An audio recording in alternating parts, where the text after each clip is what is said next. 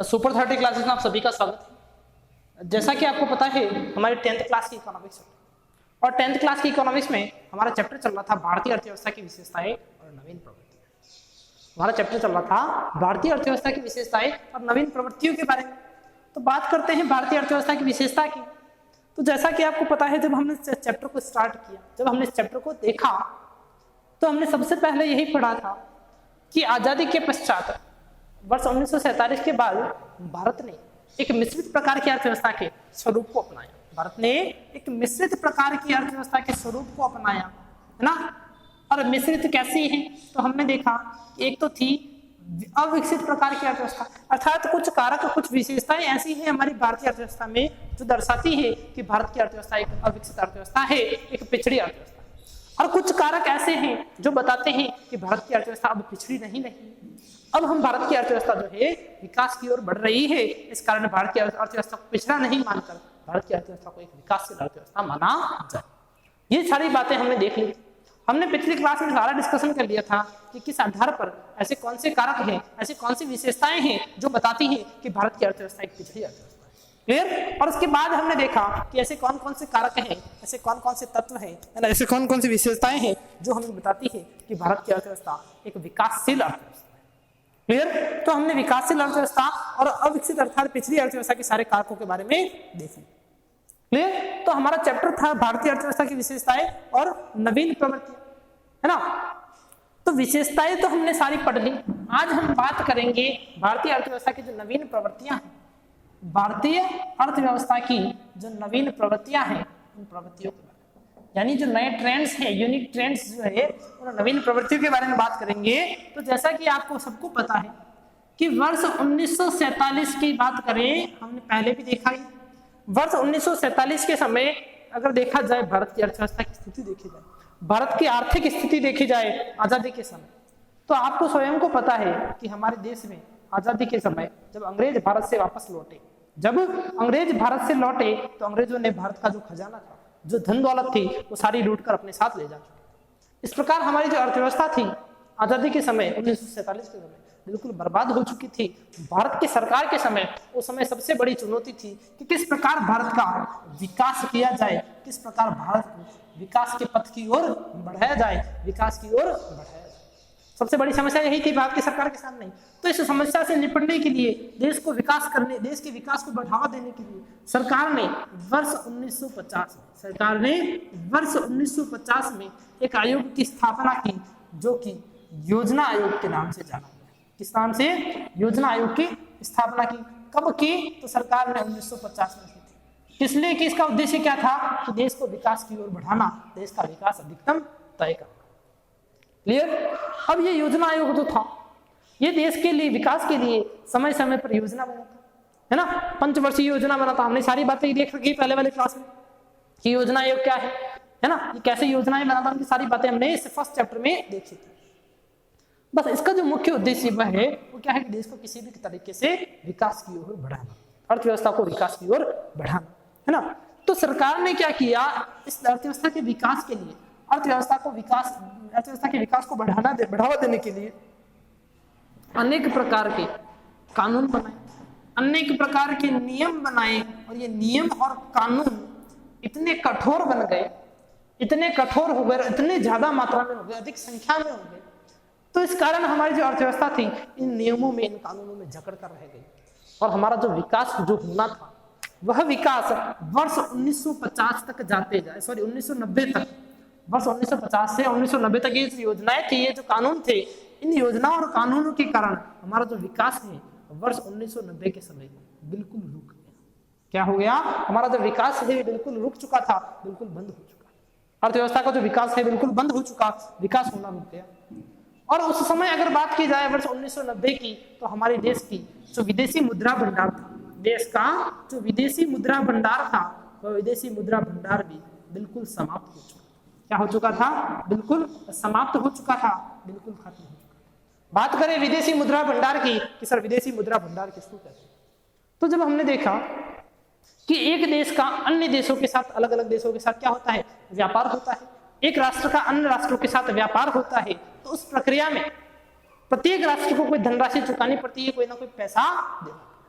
अगर बात करें भारत की, आप अगर मार्केट में कोई वस्तु खरीदना चाहते हैं, कोई सामान लेने जाते हैं, तो आप उसके बदले में कोई वस्तु खरीदी, उसके बदले में आप क्या देंगे? रुपया देंगे। यानी हमारे यहाँ जो करेंसी चलती है, हमारे यहाँ जो पैसा चलता है, जो धन चलता है ना, जो मूल्य की जो मापन की इकाई है वो क्या है? रुपया। क्या है? रुपया। इसी तरह विश्व स्तर पर अन्य देशों के साथ अगर आपको व्यापार करना है, अन्य राष्ट्रों के साथ व्यापार करना है, तो आपको कोई ना कोई मुद्रा चुकानी पड़ेगी, कोई ना कोई धन करेंसी देनी पड़ेगी, कोई ना कोई उस वस्तु का मूल्य चुकाना पड़ेगा, और वो होता है विदेशी मुद्रा। वो क्या होती है? विदेशी मुद्रा। और अगर देखी जाए विदेशी मुद्रा कौन सी है, तो डॉलर जो है, आपने सुना होगा ना, अमेरिकन डॉलर। जिस प्रकार हमारे देश में रुपया चलता है, उसी प्रकार विश्व स्तर पर जो व्यापार करने के लिए डॉलर मान्य है ना। इस डॉलर के थ्रू हम अन्य देशों के साथ व्यापार। तो हमारा जो डॉलर का जो भंडार था, विदेशी मुद्रा का जो भंडार था, वह वर्ष 1990 तक आते आते बिल्कुल समाप्त हो चुका था। हमारे पास बिल्कुल भी पैसा नहीं बचा, और मात्र इतना ही पैसा बचा कि हम केवल और केवल 2 सप्ताह के लिए और व्यापार कर सकते थे, 2 सप्ताह तक और विदेशी व्यापार कर सकते। क्यों? ऐसा क्यों हुआ? क्योंकि ये जो नियम और कानून बनाए वो इतने कठोर थे और इतने अधिक बना दिए कि हमारा जो विकास का स्तर था, जिस रास्ते पर चले थे, वही रास्ता बंद हो चुका था। विकास का जो द्वार था वो बिल्कुल 1990 तक जाते जाते बंद हो चुका था। समझ आ गई बात? तो इस कारण सरकार ने क्या किया? आप देखिए, ये हुआ। अब सरकार ने योजनाएं बनाई, सरकार ने कानून लगाए, नियम बनाए, हमें इस तरीके से विकास करना है, हमें ये योजनाएं बनानी थी, इस योजना के अनुसार चलना है, इस क्षेत्र का विकास करना है। तो उस क्षेत्रों के विकास के लिए सरकार को पैसा भी तो व्यय करना पड़ेगा, सरकार को खर्च भी करना पड़ेगा, पैसा इन्वेस्ट करना पड़ेगा उसमें। तो सरकार का जो व्यय था वो बहुत ज्यादा था। सरकार का व्यय बहुत ज्यादा था, आवश्यकता से अधिक व्यय होने लगा। सरकार का जो खर्च हो रहा था, सरकारी खर्च हो रहा था, तो व्यय हो रहा था, वो पैसा बहुत ज्यादा होने लगा। और बात करें सरकार के आय की, कि सरकार को इनकम कितनी हो रही थी, तो इस खर्च की तुलना में हमारी आय जो थी वो कैसी थी? कम थी। हमारे पास इनकम तो कम हो रही है, पैसा तो कम आ रहा है, और उससे ज्यादा हम क्या कर रहे हैं? खर्च कर रहे हैं। पैसा तो 100 रुपए कमा रहे हैं, आप 150 रुपए 200 रुपए खर्च कर रहे हैं, तो ऑब्वियसली आपको पैसा कहीं ना कहीं किसी सोर्स से पैसा लाना पड़ेगा, क्योंकि हमारा खर्च ज्यादा है हमारी आय से। तो ऐसे ही कंडीशन भारतीय अर्थव्यवस्था के सामने थी। जब खर्चा ज्यादा था और आय थी कम, तो सरकार को क्या करना पड़ा? एक संस्था है विश्व बैंक। कौन सी संस्था है? विश्व बैंक। और विश्व बैंक की मदद लेनी पड़ी, और विश्व बैंक की मदद से सरकार ने इसे क्या लिया? कर्ज लिया। क्या लिया? सरकार ने विश्व बैंक से कर्ज लिया। विश्व बैंक से कर्ज लेना पड़ा। अब सरकार ने कर्ज तो ले लिया, विश्व बैंक ने भी भारत सरकार को इस व्यवस्था से उबरने के लिए, इन सारी समस्याओं को निपटने के लिए कर्ज दिया, लेकिन हमारे पास है ना, हमारे पास कोई निश्चित फिस्कल पॉलिसी नहीं, आर्थिक नीति नहीं थी। हमारे पास कोई नीति नहीं थी कि कैसे किस प्रकार से इस पैसे को खर्च किया, किस प्रकार इस पैसे का उपयोग किया जाए, किस प्रकार हमारा जो व्यय है उस व्यय और आय को संतुलित किया जाए, उस व्यय और आय का, हमारे खर्च का और हमारे आय का बैलेंस बनाया जाए। क्योंकि बैलेंस जो खर्च जो था वो बहुत ज्यादा था। तो सरकार के पास जो है आर्थिक नीतियों का अभाव था। सरकार के पास किसका अभाव था? आर्थिक नीतियों का। तो बात करेंगे आर्थिक नीति की, कि आर्थिक नीति किसे कहते हैं? आर्थिक नीति की। तो आर्थिक नीतियां क्या होती हैं? बात कर रहे हैं आर्थिक नीति की। तो देखें कि आर्थिक नीतियां वह नीतियां होती हैं जिसके द्वारा सरकार क्या करती है कि किसी देश के विकास के लिए, किसी देश के विकास के लिए अथवा देश पे जो कर्ज चढ़ा हुआ है उस कर्ज को कम करने का प्रयास करे। ऐसी नीतियां या ऐसे प्रयास जिसके द्वारा सरकार देश पर जो बोझ है कर्ज का, है ना, जो कर्ज का जो बोझ है ना, उस बोझ को कम करने का प्रयास करती है, वह सारी नीतियां, वह सारे प्रयास सरकार के क्या कहलाते हैं? आर्थिक नीतियां। क्या कहलाती है? आर्थिक नीतियां। क्लियर? अब हमारी सरकार के सामने समस्या क्या थी कि हमारे पास किसी प्रकार की कोई आर्थिक नीति नहीं थी कि किस प्रकार हम इस पैसे का उपयोग करें, किस प्रकार हम नियम बनाएं, किस प्रकार विकास को बढ़ावा दें। तो हमारे पास आर्थिक नीतियों की कमी थी। इन आर्थिक नीतियों की कमी के कारण वर्ष 1990 तक जाते जाते, कब? वर्ष 1990 तक जाते जाते हमारे देश की सरकार को, हमारे भारत की अर्थव्यवस्था को व्यापार घाटे जैसी समस्या का सामना करना। किस कौन सी समस्या? व्यापार घाटा। व्यापार घाटे जैसी समस्या का सामना करना पड़ा। बात करेंगे व्यापार घाटा किसको कहते हैं, बात करेंगे व्यापार घाटा किसे कहते हैं। तो जब आपने एक बात सुनी होगी कि जब विश्व स्तर पर जब व्यापार होता है ना, विश्व स्तर पर इंटरनेशनल जो ट्रेड होता है, विश्व व्यापार होता है, उसमें 2 प्रक्रिया होती है, 2 प्रोसेस होती है। एक प्रक्रिया कहलाती है जब आप अन्य देशों से कोई उत्पाद या कोई प्रोडक्ट आप कच्चा माल के रूप में या किसी उत्पाद के रूप में खरीदते हैं, तो उसको तो कहते हैं हम आयात। उसको क्या कहते हैं? आयात। जब हमारा देश अन्य देशों से कोई प्रोडक्ट खरीदेगा तो उसको तो क्या कहेंगे? आयात, अर्थात देश में आ रहा है। और जब इसी प्रकार व्यापार में दो प्रक्रिया होती है, एक तो होती है आयात और दूसरी होती है निर्यात। आयात का मतलब अन्य देशों से खरीदना, और निर्यात क्या होता है? जब हमारे देश का उत्पाद किसी अन्य देशों को बेचा जाता है। क्या होता है? जब हमारे देश का उत्पाद अन्य देशों को बेचा जाता है। तो हमने क्या किया कि यहाँ कंडीशन ऐसी आ गई, वर्ष 1990 के समय हमने देखा हमारा विदेशी मुद्रा भंडार बिल्कुल समाप्त हो चुका था। उसके कारण हमारे देश को एक समस्या का सामना करना पड़ा। वो समस्या थी व्यापार घाटा। और व्यापार घाटा किसको कहते हैं? यह एक ऐसी स्थिति होती है जिसमें देश का आयात ज्यादा हो जाए, किससे? निर्यात से। व्यापार की एक ऐसी स्थिति जिसमें उस देश का आयात अर्थात उस देश की अर्थव्यवस्था का जो आयात है, उस अर्थव्यवस्था का जो आयात है वो आयात ज्यादा हो और निर्यात कम हो। यानी आप सामान तो खरीदते ही जा रहे हैं, सारा आने दो, कच्चा माल आने दो, है ना।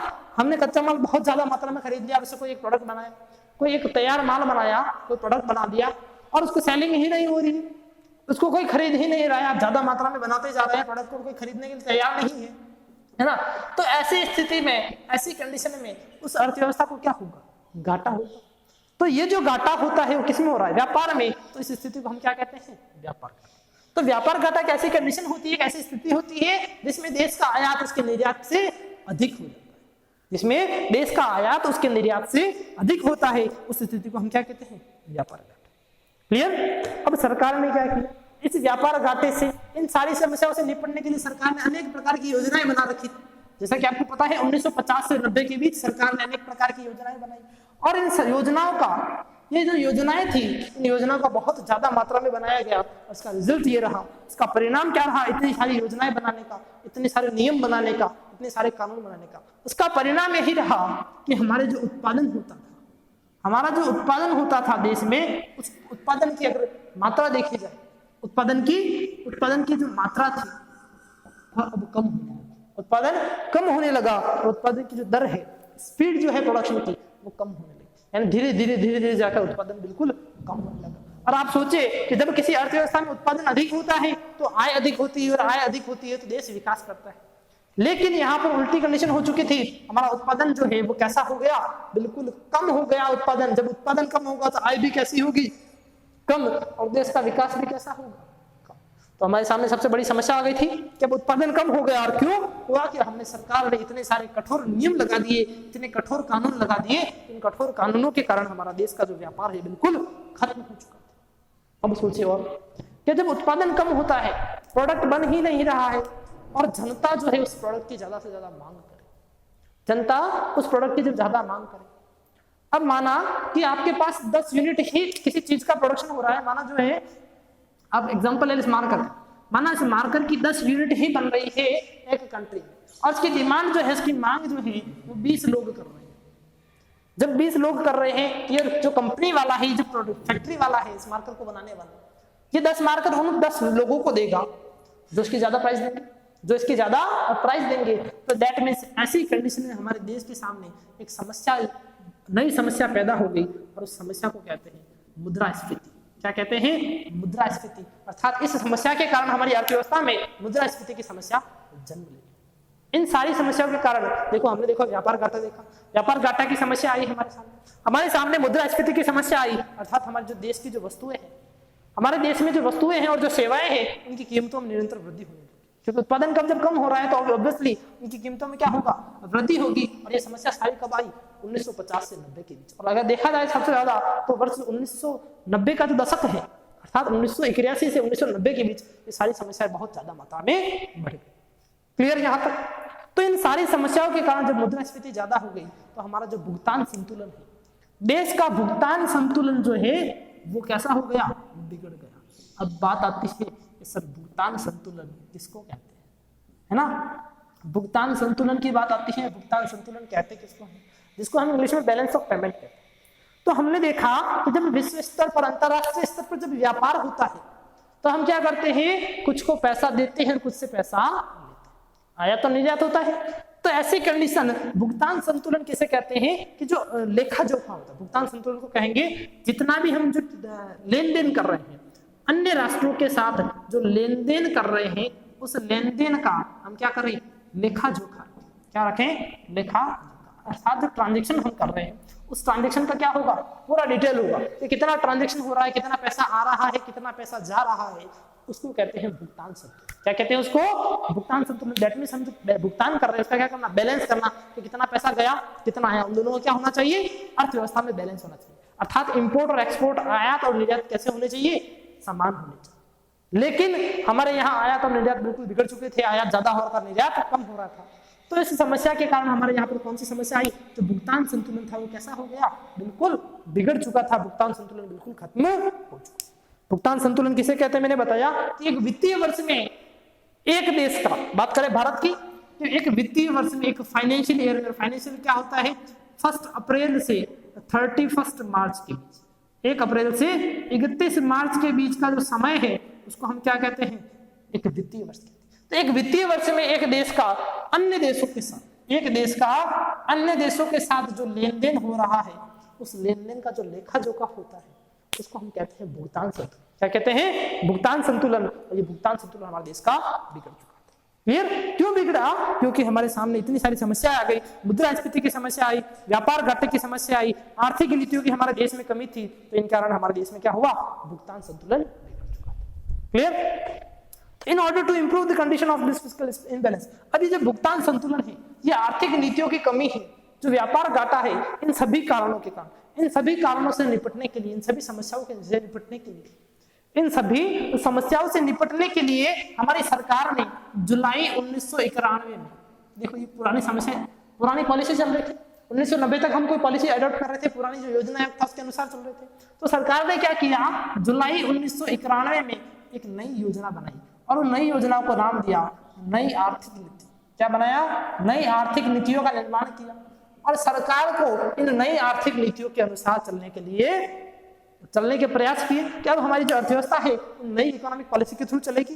पहले पॉलिसी कुछ और चलती थी, लेकिन सरकार ने क्या किया, अर्थव्यवस्था बिल्कुल ठप हो चुकी थी, विदेशी मुद्रा भंडार बिल्कुल खत्म हो चुका था, आयात ज्यादा हो रहा था, इम्बैलेंस हो गया, बैलेंस बिगड़ गया, संतुलन बिगड़ गया हमारे आयात और निर्यात का, भुगतान संतुलन बिगड़ चुका था, व्यापार में घाटा हो चुका था देश को, अर्थव्यवस्था बिल्कुल कमजोर हो चुकी थी, अर्थव्यवस्था समाप्त होने के कगार पर थी। तो ऐसी स्थिति में सरकार ने देश के विकास को बढ़ावा देने के लिए जुलाई 1991 में नई आर्थिक नीति की घोषणा की और इस नई आर्थिक नीति के तहत इन सारी समस्याओं से निपटने के लिए कुछ नए प्रयास किए गए, कुछ आर्थिक सुधार किए गए, है ना। तो उन आर्थिक सुधारों को ही अर्थव्यवस्था की नवीन प्रवृत्तियां कहते हैं, उन आर्थिक सुधारों को ही अर्थव्यवस्था की नवीन प्रवृत्तियां कहते हैं, उन आर्थिक सुधारों को ही नई आर्थिक नीति कहते हैं, जिसे जुलाई 1991 में लागू किया। तो आज के लिए इतना ही। कल की क्लास में हम उन सारी नई जो आर्थिक नीतियां हैं, जो नए आर्थिक सुधार है, जो अर्थव्यवस्था में परिवर्तन करने के लिए लाए गए, उन सभी नए आर्थिक सुधारों के बारे में, उन नई आर्थिक नीतियों के बारे में कल की क्लास में बात करेंगे। आज के लिए इतना ही, धन्यवाद।